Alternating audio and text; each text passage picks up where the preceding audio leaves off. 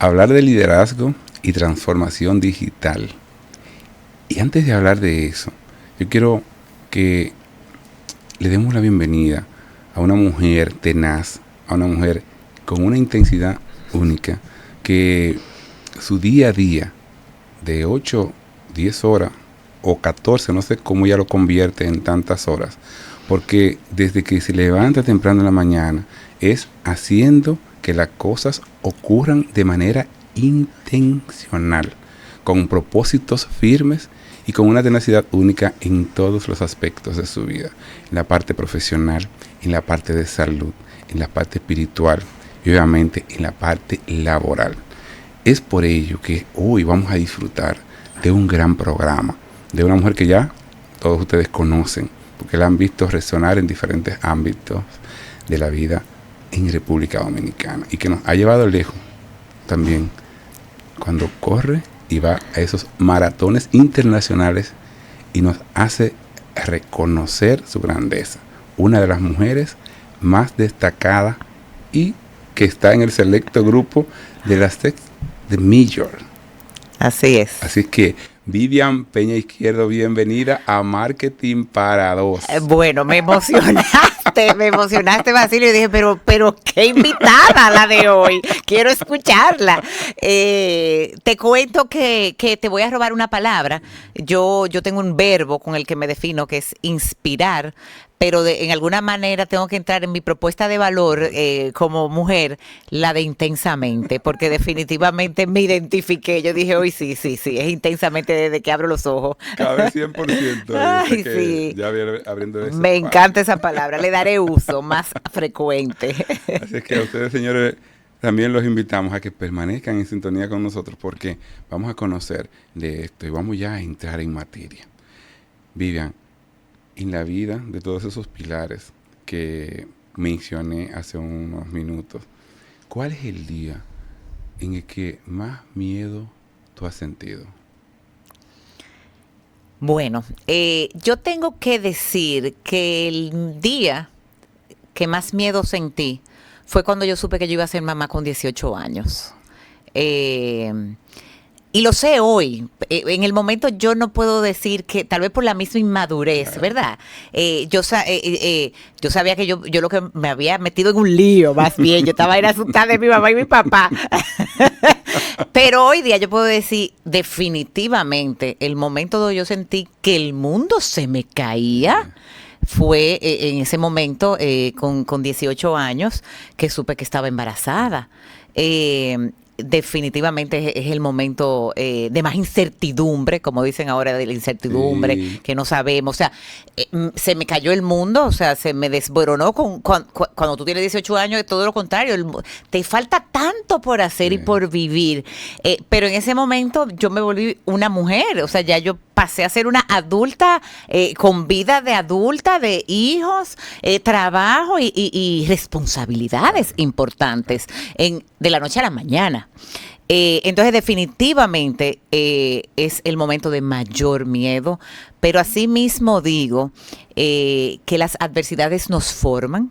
Las caídas, los tropiezos, yo siempre digo, si me caigo 7 veces me levanto 8, es aprender a levantarse, y yo creo que el haber sido madre a esa edad, a esa temprana edad, y a mi hija la tuve a los 5 años, o sea que ya yo a los 24 años yo tenía mi familia formada, es que me hace ser quien soy hoy. Tú sabes que escucharte hablar de eso y de el miedo en muchos casos y paraliza. Para ti, ¿fue un motor? Fue un motor. Tú has dado en el clavo de cómo debe de actuar frente a los miedos, frente a los problemas, las adversidades, los tropiezos. Efectivamente, o sea, cuando uno se cae, pues hay un momento paralizado. No vamos a decir que yo soy, ¿verdad? Un robot. No soy un robot, tengo emociones muchas, soy súper emotiva. Tengo muchas emociones y las vivo, ¿verdad? Entonces esas emociones sí hacen que por un momento, pues uno sí se congela, sí se frisa. Son propias. Totalmente. y son válidas, Claro, hay que vivirlas, hay que vivirlas. Y por eso inclusive dije, te voy a robar esa palabra intensamente, porque hay unos muñequitos que se llaman Sí, intensamente, y en esos muñequitos se ven cómo están todas las emociones y la importancia de todas las emociones. En la segunda parte hasta salen unas emociones que no estaban en la primera parte. Entonces, definitivamente, el key de salir adelante es actuar. Es, ok, esto pasó, me levanto, me sacudo, responsable de mis acciones en este caso, vamos hacia adelante, ¿qué tengo que hacer? Y definitivamente, pues yo siempre lo he dicho, mis hijos fueron mi motor. Yo muy temprano, pues yo me volví ejecutiva siendo madre, ¿verdad? Que es al revés, normalmente la gente se hace madre o padre ya siendo ejecutivo y profesional. Yo fui madre y después fui ejecutiva, y el motor de mi carrera profesional eran ellos. Yo me ponía las metas trazadas en, ok, yo necesito tener esa posición porque ahí dan bono y con eso voy a pagar el colegio de mis hijos. Entonces ellos definitivamente fueron los que me mantuvieron con hambre de triunfar, de crecer a pesar de una adversidad, porque eso no te define. No, eso no te define. Para nada. Para nada, y qué bueno cuando tú lo mencionas, porque hoy pueden estar en pantalla viéndonos y entender que a muchas personas que le puede tocar eso, sean mujer, sean hombre, porque a veces nosotros los hombres entendemos que la mujer es la que tiene el proceso, pero cuando somos padres responsables también lo lleva pesado, claro que sí. Claro que sí. Es un momento para también redireccionar. Y qué bueno es entender que pararse, evaluar, como tú mencionabas, hacer ese sentido y ese duelo pequeño. Ese duelo, claro ese que duelo sí. Hay que vivirlo. Claro. No se le puede poner paño con pasta, como decir. Claro, hay que vivirlo. Hay que vivirlo, descollarlo, dejarlo ahí. Porque eso es lo que te va a permitir realmente a caminar adelante. Si tú no vives ese duelo, si tú no cierras ese capítulo, no caminas hacia adelante, te quedas enchivado. Exactamente. Te quedas enchivado. Exacto. Entonces, cuando hablamos de tu carrera, de esta parte, yo te decía que tú diriges también un selecto grupo de abogados a nivel mundial y eres de las privilegiadas mujeres femeninas de República Dominicana con 6 majors. Así es, así es. Háblame entonces ya de esa combinación. Esa combinación, bueno, ya yo tengo casi 30 años como profesional, ¿verdad? Yo siempre hablo mucho de las etapas de la vida y yo ya tengo casi 10 años, cumplo a inicio del año que viene, 10 años en este bufete, que es un bufete global. Yo soy la office manager, la gerente de oficina de la oficina de Santo Domingo, y cuando llego ahí ya mis hijos están relativamente grandes, ¿verdad? Ya mi hijo tenía casi 20 años, si no los tenía, y mi hija pues tenía 15 a 16 años, por ahí tenían que haber andado. Entonces ya eran niños bastante grandes, bastante encaminados en sus colegios, graduado uno del colegio, ya estaba en la universidad, por lo cual, y siendo soltera, que también es un tema muy importante, el tiempo, el cual yo antes tenía que dividir para ser muy mamá, empieza a sobrar. Porque ya yo llego a la casa y no están, los hijos no están llevando sus vidas y haciendo sus agendas. Entonces el tiempo de Vivian empieza a rendir más, a rendir diferente. Entonces los roles, como yo digo, bueno, yo paso de haber tenido un rol muy activo como madre, un rol muy activo como ejecutiva, cuando estuve muy vinculada en temas de marketing, ¿verdad? Son trabajos muy intensos, a pasar un trabajo administrativo, que es un poco más tranquilo, o sea, y es muy cíclico, lo mismo todos los meses, es muy, no tiene sorpresas. Como lo tiene el mundo de marketing, que saca una campaña y no resulta como tú pensabas que iba a ser. Entonces, ¿verdad? Entonces, justamente yo puedo decir que ahí arranca una Vivian donde pues empieza a dedicarse mucho más tiempo a ella, cosa que no fue así cuando yo tenía 18. Hay que pensar que no lo hice cuando yo estuve en los 20 años. Entonces, en los 20 años donde pues las personas, mis compañeras iban a discotecas, salían, se iban a hacer maestrías, se iban fuera, viajaban, Vivian estaba criando. Entonces, cuando Vivian ya se acerca a los 40 años, Vivian empieza a vivir su tiempo, que no lo vivió a los 20, pero no lo empecé a vivir para ir a discotecas. discotecas y a bares, sino que empecé entonces a hacer una carrera realmente deportiva. Ya yo venía, ¿verdad?, coqueteando con el mundo del maratón y del triatlón, pero en estos últimos 10 años yo sí puedo decir que firmemente me dediqué pues a formarme como una atleta, ¿verdad?, amateur, ¿verdad?, pero como si fuera mi trabajo. Y de repente cuando te veo cada mañana, 5 de la mañana, 5:30 de la mañana, tú llegas al parque, la encuentras ella ya haciendo su rutina, muy centrada. Pues Sí. yo creo que eso tiene mucho Sí. peso, centrarte. El hacer lo que vas a hacer, va al parque. Nosotros, obviamente, los que somos corredores, que hacemos mucha socialité, nos quedamos un poco, compartimos un café, hacemos otra cosa, pero tú no te vemos No, en esos lo hago roles. intencionalmente. El entrenamiento soy súper intencional, como si fuera un examen, como si fuera una carrera, como si fuera que me van a dar una nota. Yo soy así conmigo misma, con todo lo que hago, que como si fuera un examen que yo voy a hacer. El otro día fui al dentista, yo le dije, yo me siento que vengo a hacer un examen, a pasar un examen cuando me chequean los dientes y que tengo que sacar un 100, exacto. O sea, ese nivel soy yo, ¿verdad? Sí. Ese es un poco mi mindset de cómo funciona el chip en el que yo tengo. Sí. Me gusta hacer como las cosas bien. Entonces, ¿qué pasa? Tengo el tiempo muy contado, porque normalmente yo como no soy corredora nada más, sino que soy triatleta. Yo, aunque me identifico como corredora, yo soy triatleta. Entonces, normalmente yo hago 2 rutinas, 2 disciplinas al día. Entonces, probablemente tú me ves corriendo y es porque voy entonces a la casa al gimnasio. Entonces, lo tengo el tiempo bastante medido, porque entonces después me tengo que arreglar para ir a mi trabajo, ¿verdad? A lo que paga el que todo deporte. Ocurre, exactamente. Exacto. Esos viajes. Así es. Y también ya entonces la tercera disciplina, que puede ser natación. Exacto, ya entonces esos son 2 días que no bajo al parque, que entonces tengo la bicicleta, que la hago inclusive en la casa, en 2 días de semana, para también ser más eficiente con mi tiempo. Y la piscina también, pues la natación, que lo hago pues los días que hago bicicleta. Qué bueno, entonces tú tienes 2 cachorritos.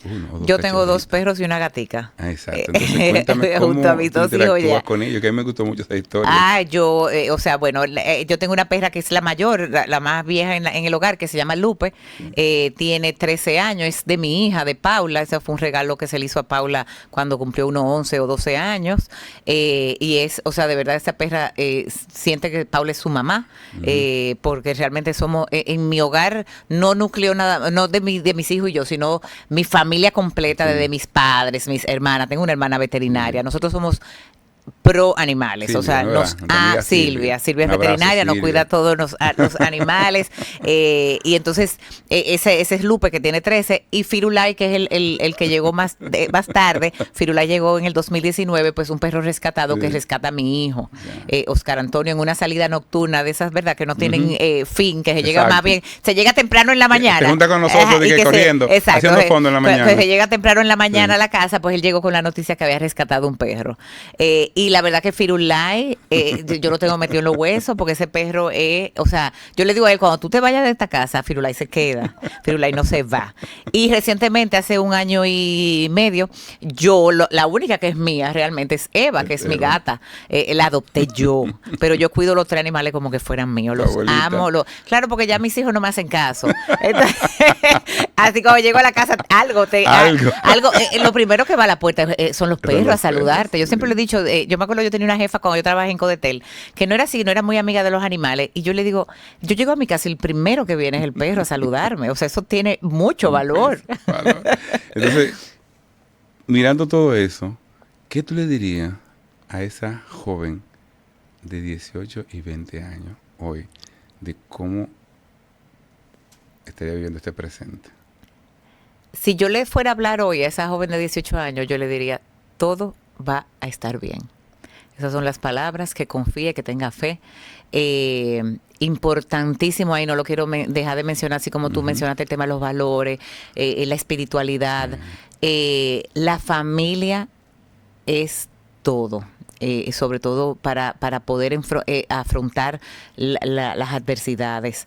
El núcleo familiar es la zapata más grande que yo he tenido en toda mi vida y la mantengo, la tengo, o sea, cuando caigo o cuando tengo que celebrar, los primeros que están ahí pues es la familia, mis padres, mis hermanas, mis cuñados, mis sobrinos.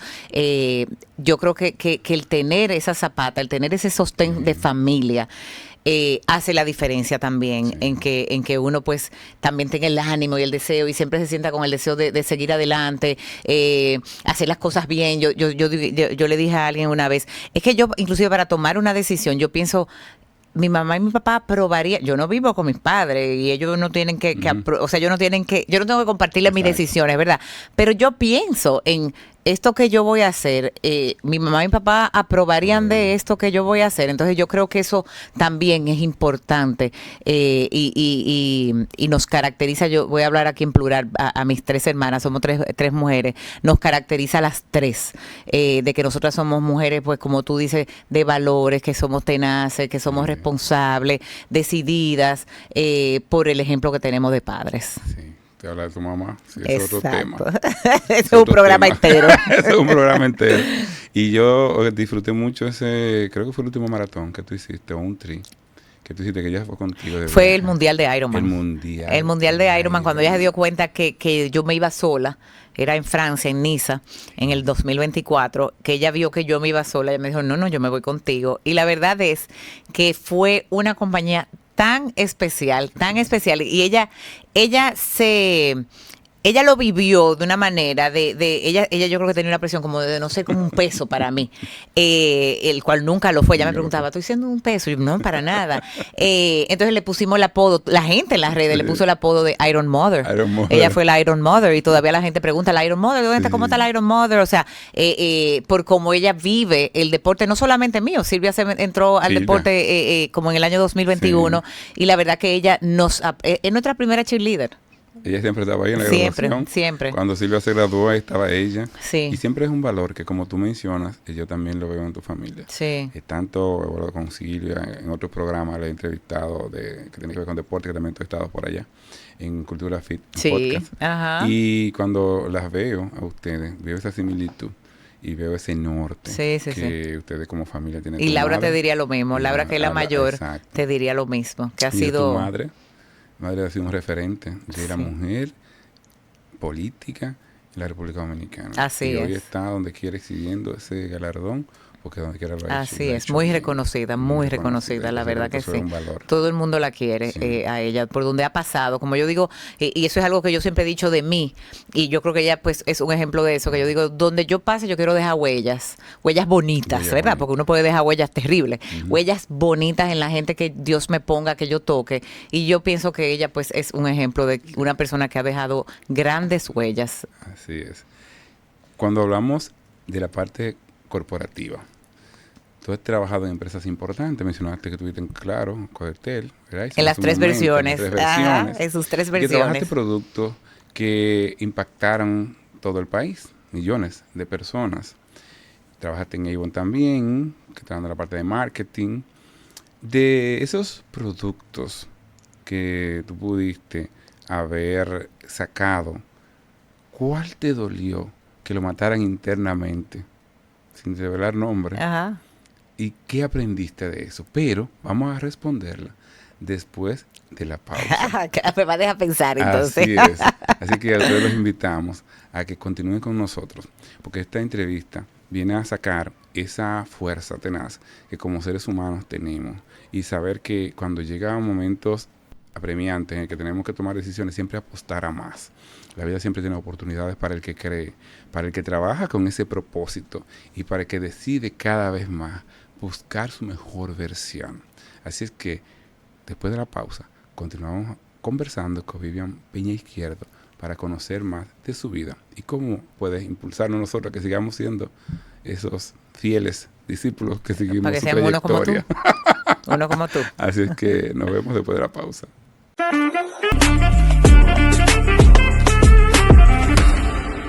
Señores, y continuamos con esta entrevista que viene a traernos esa disciplina como valor y hacer que cada vez más pues abracemos esa intención de convertir siempre la visión, los sueños y esta forma de hacer que la vida sea plena en todos los aspectos, con pilares firmes, con propósitos definidos y con esa premisa de siempre, poner la disciplina como ese valor fundamental que estamos conversando, de la parte laboral, la parte espiritual la tocamos un poco, que a lo mejor nos da el tiempo para ver eso, la parte familiar, la parte deportiva, y cómo conjugando todos esos valores, pues hoy su trabajo la define. Entonces, la pregunta que antes de irnos a la pausa hicimos fue de cómo ese producto se cierra, y cuál fue y por qué, y si resultó ser un factor que llevara al éxito de una campaña o cualquier factor que eso haya generado. Bueno, yo creo, y todavía lo menciono, me encanta ese ejemplo, aunque han pasado ya casi 25 años, y fue en el año 2000. Yo estaba en el mundo de las telecomunicaciones, acababa de entrar Orange, ¿verdad? Orange en ese momento que acababa de entrar y entró como competencia para los jóvenes y entró con la tecnología de GSM y nosotros éramos CDMA, que no tenía teléfono chulo, eran caros y bueno, pues entonces empezó esa competencia, que la competencia siempre es buena, la competencia siempre es buena, el monopolio inclusive para mí yo diría que el monopolio es malo. Entonces yo siempre he estado en móviles, estuve en móviles en el mundo de las telecomunicaciones, o sea que yo veía los productos de inalámbrico, ¿verdad? Que los servicios de celulares. Y yo paso a una unidad que era los nuevos negocios. Entonces, ponte tú que había una unidad que manejaba el producto de pospago, que era el que dejaba muchísimo dinero, el producto de prepago, que fue que empezó a crecer en ese momento, que empezamos a ver los jóvenes que lo cargaban con la Comunicar famosa, y el tema de roaming era otra unidad, y la de nuevos negocios. Entonces, ponte tú que nos pusieron un target de que los nuevos negocios tenían que empezar a generar un 5% del total de lo que se generaba en esa unidad de negocio, que era un dineral para nuevos negocios. Entonces ahí empezamos nosotros a ser creativos. Obviamente, yo siempre he dicho, uno no inventa la rueda. Todo esto estaba creado, había países más avanzados, uno siempre veía y los suplidores venían a ofrecerte. Y lanzamos en esa ocasión, en el año 2000, los mini mensajes. Los originados, que uno en un startup tenía que escribir tiqui, que pasaba muchísimo trabajo porque no existían los QWERTY keyboards que hoy tenemos. Y lanzamos los mini mensajes para que uno se pudiera mensajear. Eran los productos de valor agregado, ¿verdad? Que la gente pagaba adicional a lo que era el tradicional voz. Y ahí fue que empezaron a salir los productos de consumo de datos. Y eso no arrancaba, te estamos hablando en el año 2000, ¿verdad? De que la gente realmente, obviamente los celulares no ayudaban, las pantallitas, como te digo, que había que usar el teclado para poder poner una palabra. Se lanzó Banca Móvil, no se me olvida, con el VHD en el 2000, con los startups, donde tú podías hacer ya un depósito, ver tu balance, pero en esa pantallita, en ese tecladito. Y lanzamos productos también más fuera de la caja. Había uno que era era Tuntún, yo me acuerdo, teníamos un portal que se llamaba Tuntún, y tú entrabas a tuntún.com y ahí mandaba inclusive mini mensajes a las personas. Todo eso fue, yo era analista en ese entonces y yo pues creé todos esos productos. Y había productos que sí fueron, vamos a decir, que nati muertos. Había uno que se llamaba a un asterisco para oír el horóscopo, las runas. Las runas, no, ¿cómo era que se llamaba eso? Que no me acuerdo, como unas piedras, ahora que no me sé. Así como está el horóscopo, había otra cosa. Chistes, Boruga nos grabó muchísimos chistes. Me acuerdo que con Boruga en un estudio grabando chistes para que la gente oyera chistes por el teléfono. Entonces, eso era ahí era de voz, no de datos, pero habían de voz y de datos, así como navegar en el celular. Entonces yo te puedo decir que sí era. Yo no te puedo decir que me frustraba, pero era muy retador, era retador el que la gente empezara a usar esos servicios, generar los ingresos esperados frente a una base de ingresos tan grande como el que tenía pues los productos tradicionales. Exacto. Entonces definitivamente murieron productos que creo que no tengo ni que decir cuáles murieron, y otros que hoy día pues han evolucionado a un uso totalmente diferente, de que ya, por ejemplo, tú no mandas un mini mensaje, ya tú, para nada, tú tienes WhatsApp, tú nada que ver con hacer un mini mensaje, más bien, ¿qué hacen las empresas? Usan los mini mensajes para mandarnos información, tu corte de estado, de cuenta, te llegó un paquete, entonces ver la evolución en 25 años, sí, códigos para poder desbloquear un acceso a una página, esa evolución en 25 años, y yo nada más me pongo a pensar, cómo hoy día, ponte a pensar, la voz prácticamente, probablemente no genera los grandes ingresos. A ti te sobran todos los minutos de tu plan de celular porque tú no usas esos minutos y lo que usas es la data. Y que hace 25 años nosotros generábamos esos productos que murieron para que la gente usara la data. Entonces definitivamente el aprendizaje enorme. El aprendizaje fue enorme. Todavía en ese entonces hablábamos de bancarizar a las personas usando los móviles. Y todavía hoy día eso sigue siendo un reto, aunque hemos progresado muchísimo, bastante. Pero todavía estamos hablando como la oportunidad de cashless and contactless economy es que la gente se bancarice y formalicen los negocios para que no cojan efectivo. Exacto. O sea que todavía 25 años después, retos que teníamos en ese entonces existen hoy, no en la misma dimensión. La brecha es más pequeña, pero existe todavía. Claro. Entonces, yo creo que eso fue una super escuela, crear esos productos basado en tecnología. Cuando hoy es tan importante el tema de tecnología, ese es mi gran vínculo al mundo de la tecnología hoy, porque yo no tengo una formación de carrera STEM, yo soy una administradora de empresa con maestría en mercadeo, pero estuve vinculada a la tecnología 9 años, ahí en las telecomunicaciones, claro. Entonces, de verdad que fue una escuela el lanzamiento de tantos productos, o sea, sí, inclusive, yo puedo decir que fueron unos años inclusive de compañeros de trabajo que la pasábamos bien, lo disfrutamos mucho, esa etapa de tuntum.com en el año 2000. Hablando tú de eso de compañeros, esos eran otros tiempos. Ay, sí. Yo creo que esos eran otros tiempos, cuando trabajar juntos era una familia. Era muy bonito. Yo vengo del Listín Diario, entonces yo coincido mucho contigo porque teníamos eventos similares, siempre íbamos a eventos y todo eso. Y siento que, claro, Codetel, en ese entonces, Verizon también cuando llegó, y otras empresas en esos años, hablando de los 2000, donde estamos parados por ahí, como que se trabajaba con una familia diferente. Bueno, yo lo digo cuando yo me encuentro con gente así codeteliana, que aunque seamos de Verizon y seamos claros, siempre nos dicen codetelianos, nos amamos de por vida. Igual. O sea, nos amamos de por vida, los compañeros de trabajo de antes, esa definitivamente. Cultura quedaba impregnada. Entonces, hablando de cultura, cuando tienes que cambiar alguna cultura, ahora en este nuevo rol que tú tienes, ¿cómo tú logras hacerlo sin que te odien en el proceso? Mira, tú sabes que con la formación de mercadeo, sobre todo la formación de mercadeo en una empresa de telecomunicación y después en la misma de Avon, cuando tú estás en mercadeo, tú estás muy orientado a resultados. Tú haces el presupuesto de la empresa, tú eres prácticamente el que dice cuántos son los ingresos porque se va a vender este producto así, son tantas líneas, en el caso de la telecomunicación, en el caso del producto, esto es lo que se va a vender en cada categoría que teníamos. Y tú te pasas después que tú haces ese presupuesto persiguiéndolo. Por algo yo soy corredora, porque que para mí la similitud entre el correr y el perseguir los resultados de un negocio es lo mismo, es la misma dinámica, es la misma disciplina. Entonces, en Codetel estábamos acostumbrados, yo me acuerdo que todos los meses nosotros teníamos que hacer, estábamos muy vinculados a todos los sistemas de calidad, los Ishikawa y la espira de pescado, para explicar cualquier desviación que nosotros teníamos de los resultados, que tuvieran más o menos 5% desviado, había que explicarlo y hacer un plan de acción concreto de cómo tú ibas a cerrar esa brecha. En el caso de Avon, que es consumo masivo, era diario.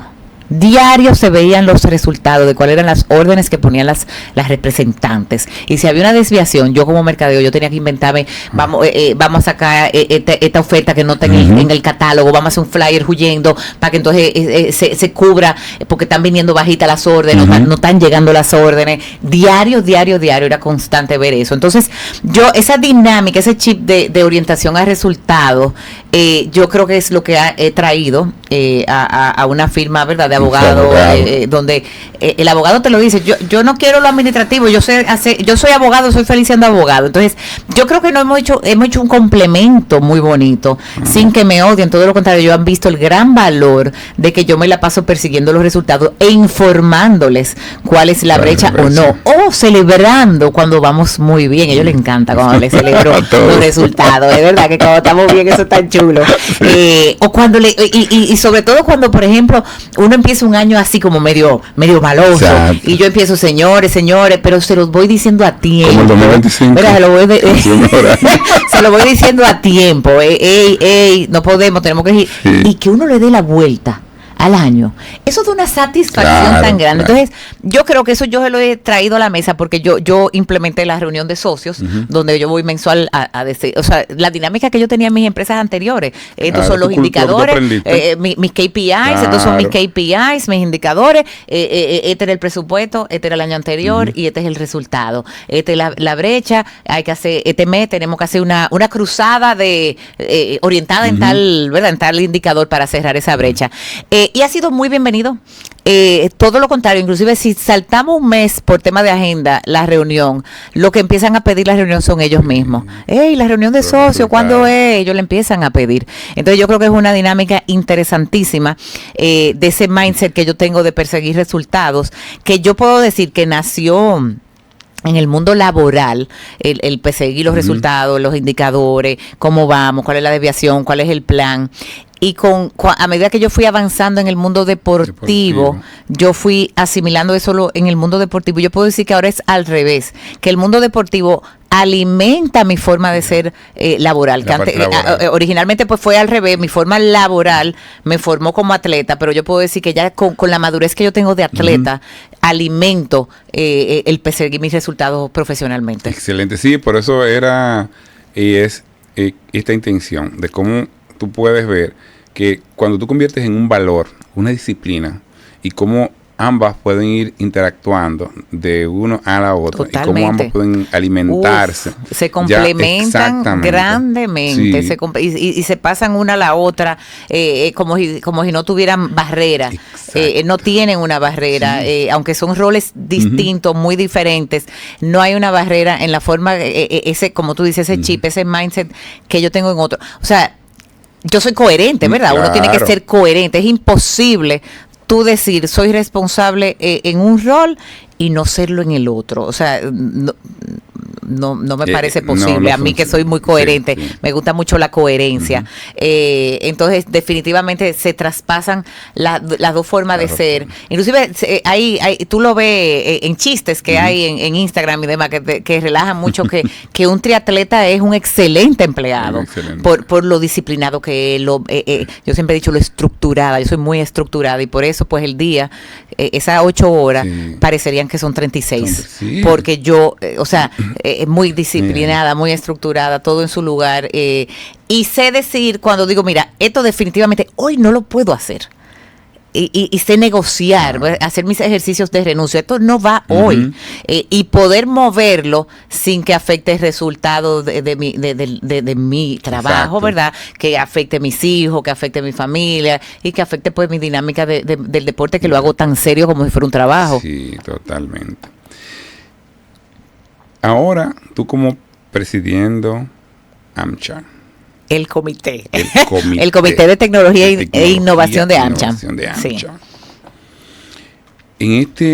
Viendo esta parte de tecnología, ¿cómo tú visualizas estos próximos 5 años en cómo va la tecnología, que va dando unos trazos abismales? Ya está hablando de, resuena la inteligencia artificial, resuena que ya vienen elementos que todo es tecnología pura. Entonces, ¿cómo tú visualizas en estos próximos 5 años. O sea, ya nosotros podemos ver que el mundo lo tenemos a la mano. Ya hay cosas que están ocurriendo que tú dices, pero que no puede ser. O sea, ¿cómo va a ser? Está eficientizando, está aportando, está sumando valor. ¿Qué nos está quitando? O sea, ¿cuál es todo eso que trae a la mesa la parte tecnológica con este auge? Mire, yo creo que esta revolución... Pero para contestármela... Le va a poner una coletilla. Vamos a ponerle otro tiempecito. Ya yo estaba lista. Vamos a ponerle otro tiempecito para poder todos sentarnos. Así que dése un chancecito, búsquese su tacita de té, si le está tomando su cervecita o su traguito, y nos vemos en unos próximos minutos después de esta pausa comercial. Así que nos vemos después de la pausa.